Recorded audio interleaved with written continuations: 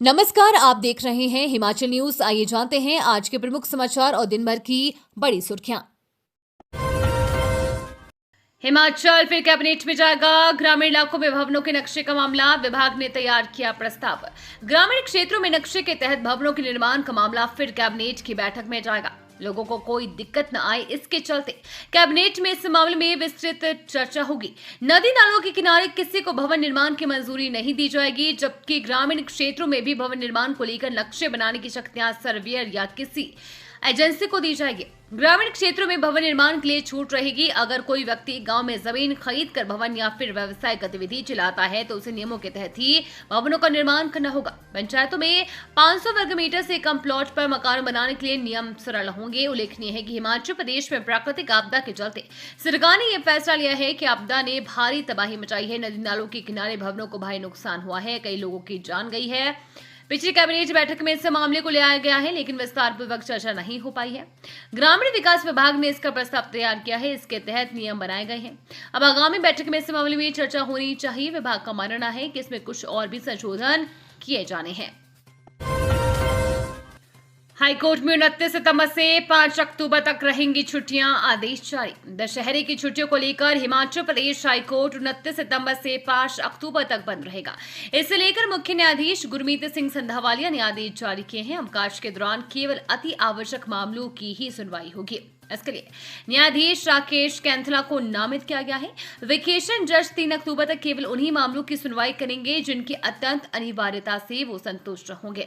कोई भी मामला दाखिल करते समय संबंधित पक्ष का प्रतिनिधित्व कर रहे अधिवक्ता को एक पत्र प्रस्तुत करना होगा, जिसमें मामले की अत्यंत अनिवार्यता को उजागर किया गया हो। मामलों को 1 अक्टूबर को दाखिल किया जा सकता है। पौधों के जीवित रहने की दर के अनुसार मिलेगी प्रोत्साहन राशि, 100 करोड़ का प्रावधान। हरित भविष्य सुनिश्चित करने के उद्देश्य से राज्य सरकार ने 100 करोड़ रुपए के प्रावधान के साथ सामुदायिक सहभागिता आधारित राजीव गांधी वन संवर्धन योजना शुरू की है। इसका लक्ष्य हरित आवरण बढ़ाना, रोजगार सृजन और ग्रामीण अर्थव्यवस्था को मजबूत करना है। इस योजना में पौधों की जीवित रहने की दर के अनुसार प्रोत्साहन दिया जाएगा। प्रदेश सरकार के प्रवक्ता ने कहा कि ये योजना वर्ष 2027 तक हरित और स्वच्छ हिमाचल के निर्माण में सहायक साबित होगी। प्रदेश के महिला मंडल, युवक मंडल, स्वयं सहायता समूह और अन्य पंजीकृत समुदाय आधारित समूह इस योजना का लाभ उठा रहे हैं।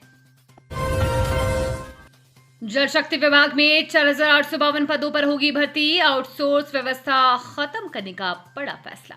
हिमाचल प्रदेश सरकार ने युवाओं के लिए रोजगार का पिटारा खोल दिया है।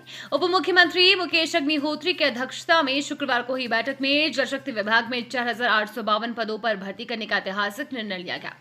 सचिवालय में अधिकारियों के साथ 4 घंटे तक चली इस मैराथन बैठक में विभाग के कायाकल्प और कर्मचारियों के कल्याण से जुड़े कई अन्य महत्वपूर्ण फैसले भी लिए गए, जिन्हें अंतिम मंजूरी के लिए आगामी कैबिनेट बैठक में प्रस्तुत किया जाएगा। दूसरी गाड़ी को पास देते समय 150 फुट खाई में जा गिरा टिप्पर, जाने क्या हुआ चालक के साथ। हिमाचल प्रदेश के सोलन जिले में शनिवार को ऐसा हादसा पेश आया जिसे देखकर लोगों की रूह कांप गई। एक टिप्पर दूसरी गाड़ी को पास देते समय अपना संतुलन खो बैठा और अनियंत्रित होकर सड़क से लगभग 150 फुट गहरी खाई में जा गिरा। गनीमत ये रही कि इस हादसे में चालक की जान बाल बाल बच गई, उसे केवल मामूली चोटें ही आई हैं। जानकारी के अनुसार यह टिप्पर जोनाजी रोड से गुजर रहा था। जब चालक ने सामने से आ रही एक अन्य गाड़ी को पास देने की कोशिश की तो टिप्पर अचानक अनियंत्रित हो गया और सीधे खाई में लुढ़कता हुआ चला गया। हादसे की आवाज सुनते ही आसपास के स्थानीय लोग तुरंत मौके पर पहुंचे। उन्होंने बिना देर किए खाई में उतरकर बचाव कार्य शुरू किया। चालक टिप्पर के कैबिन में फंसा हुआ था, जिसे कड़ी मशक्कत के बाद खाई से बाहर निकाला और उसे तुरंत नजदीकी अस्पताल प्राथमिक उपचार के लिए भेजा। वहीं घटना की सूचना मिलने के बाद पुलिस ने हादसे के सटीक कारणों की जांच शुरू कर दी है।